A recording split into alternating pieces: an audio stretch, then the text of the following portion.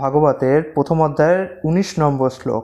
বয়ং তু ন বিতৃপ্যাম উত্তম শ্লোক বিক্রমে যচ্ছিন্নতাং রসজ্ঞানং সাধু সাধু পদে পদে।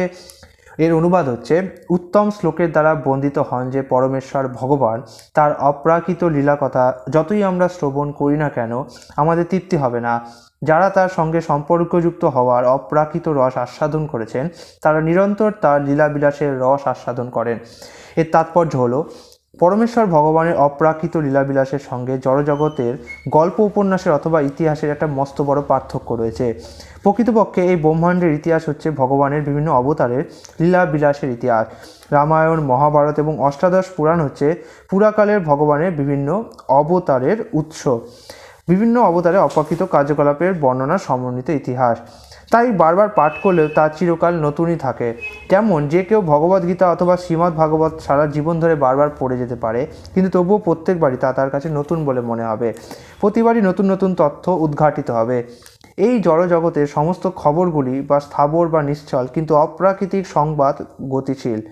যেমন যারা অপ্রাকৃত বিষয় হৃদয়ঙ্গম করার স্বাদ পেয়েছেন তারা বারবার সেই বৃত্তান্ত শ্রবণ করেও ক্লান্ত হন না।